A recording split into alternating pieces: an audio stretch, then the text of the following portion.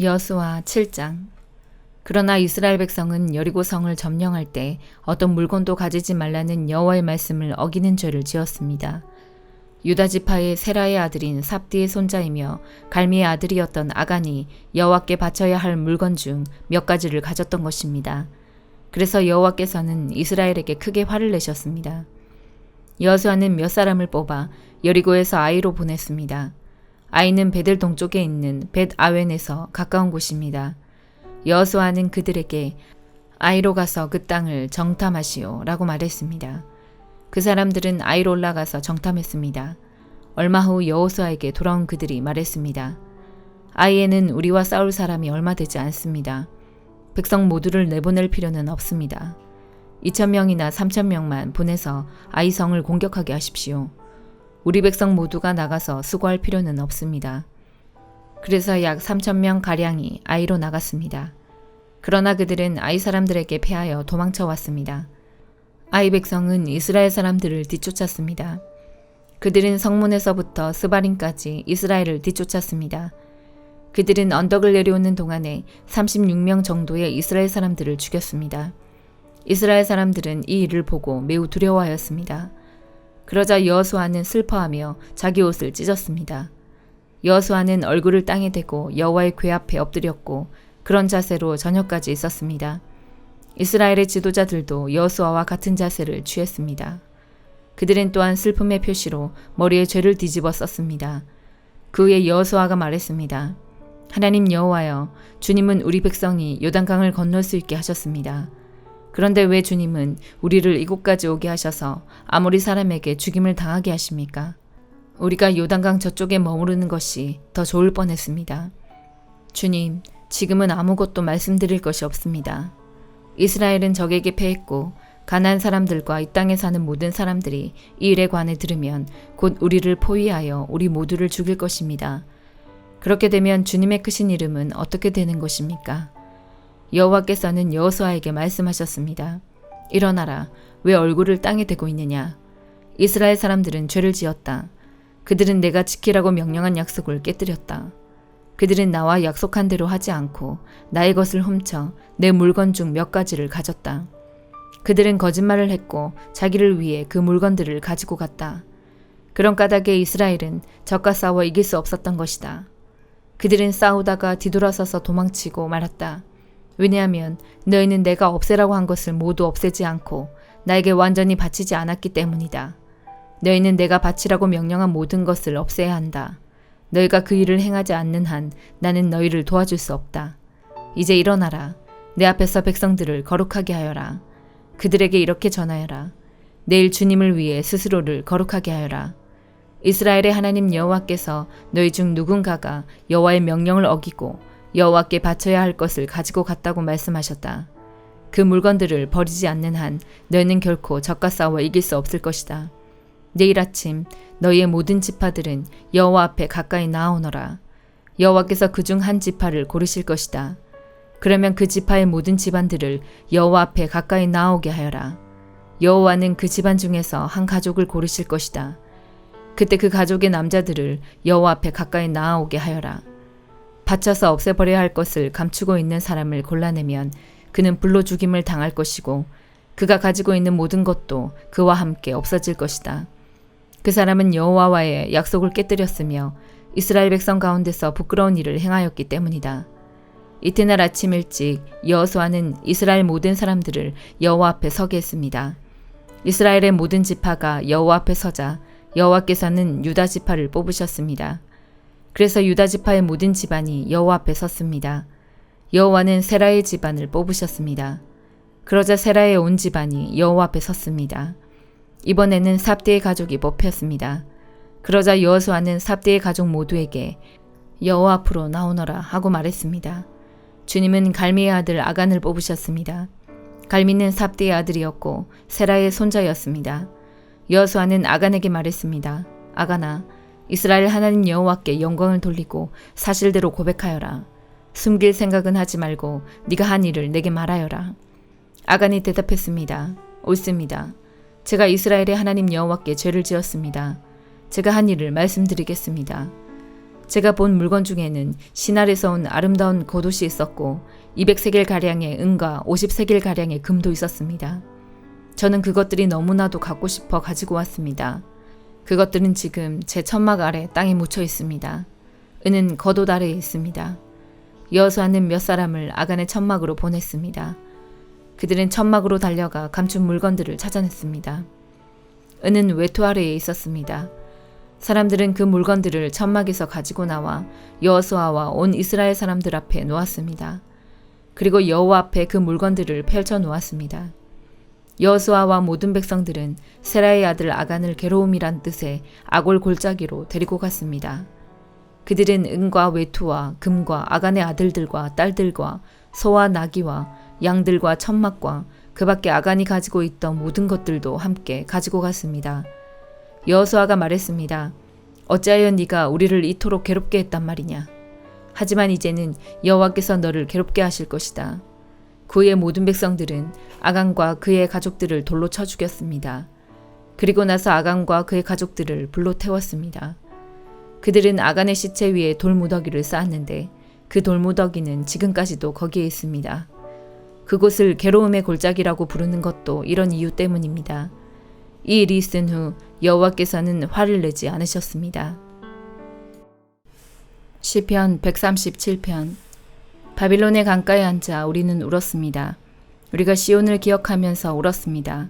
우리는 버드나무 위에다 수금을 걸어 놓았습니다. 이는 우리를 잡아온 자들이 우리에게 노래하라고 시켰기 때문입니다.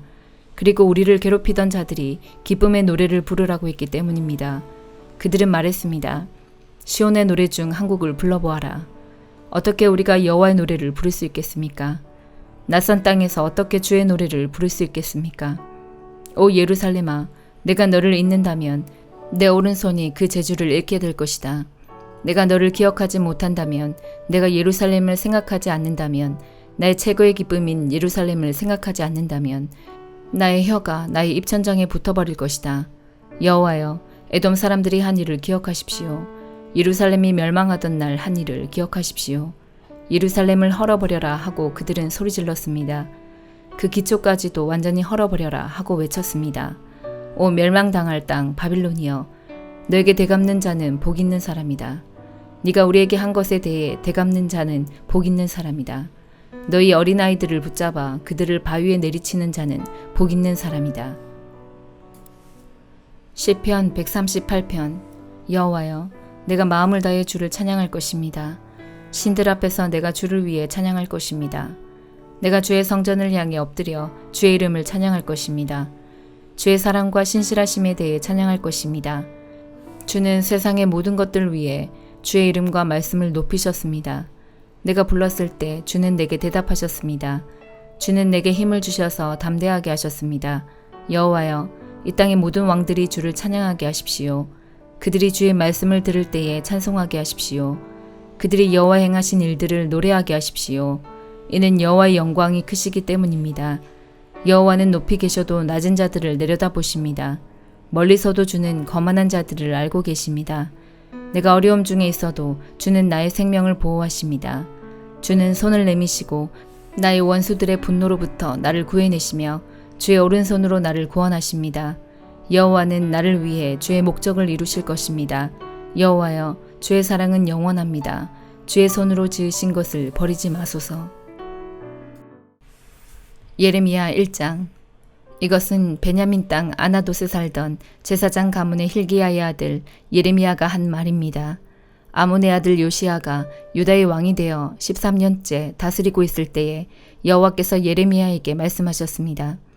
요시야의 아들 여호야김이 유다 왕이 되어 다스리던 때에도 여호와께서 그에게 말씀하셨고, 그 후 요시야의 아들 시드기야가 유다 왕이 되어 11년 동안 다스리고 있을 때에도 여호와께서 그에게 말씀하셨습니다.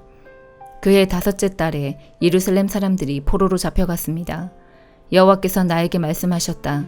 나는 너를 네 어미 뱃속에서 만들기 전부터 알았고 네가 태어나기도 전에 너를 거룩하게 구별하여 여러 나라에 보낼 예언자로 세웠다. 내가 대답하였다. 주 여호와여, 보십시오. 저는 너무 어려서 말할 줄을 모릅니다. 그러나 여호와께서 나에게 말씀하셨다. 너는 아이 같다고 말하지 마라. 내가 너를 누구에게 보내든지 너는 가고 너에게 무슨 말을 명하든지 그대로 전하여라. 그들을 두려워하지 마라. 내가 너와 함께하여 너를 구해주겠다. 그런 뒤에 여호와께서는 손을 뻗쳐 내 입에 대시고 말씀하셨다. 보아라, 이제 내 말을 네 입에 두겠다. 내가 오늘 너를 온 나라와 민족들 위에 세워 네가 그들을 뽑으며 허물며 멸망시키며 무너뜨리며 세우며 심게 하겠다. 여호와께서 나에게 말씀하셨다. 예레미야야, 무엇이 보이느냐? 내가 대답하였다. 아몬드 나뭇가지가 보입니다. 여호와께서 나에게 말씀하셨다. 잘 보았다. 이것은 내 말이 그대로 이루어지는지 내가 지켜보고 있다는 것을 뜻한다. 여호와께서 두 번째로 나에게 말씀하셨다. 무엇이 보이느냐? 내가 대답하였다. 물이 끓고 있는 가마솥이 보이는데 북에서부터 기울어졌습니다. 그러자 여호와께서 나에게 말씀하셨다. 북쪽에서부터 재앙이 넘쳐 흘러 이 땅의 모든 백성에게 닥칠 것이다. 내가 북쪽에 있는 모든 나라 백성들을 불러들이겠다. 그들이 와서 예루살렘 성문 입구에 각각 자기의 보좌를 두고 사방으로부터 예루살렘의 온 성벽과 유다의 모든 성을 칠 것이다. 유다 사람들이 나를 저버리고 다른 신들에게 분향하며 자기 손으로 지은 우상을 섬기는 악한 짓을 했으므로 내가 그들을 심판하겠다. 그러므로 너는 허리띠를 조이고 일어나 내가 너에게 명하는 모든 말을 그들에게 전하여라. 그들을 두려워하지 마라. 그들을 두려워하면 내가 너를 그들 앞에서 무서워 떨게 하겠다. 보아라, 오늘 내가 너를 굳건한 요새와 같은 성으로 쇠 기둥으로 노성벽으로 만들겠다.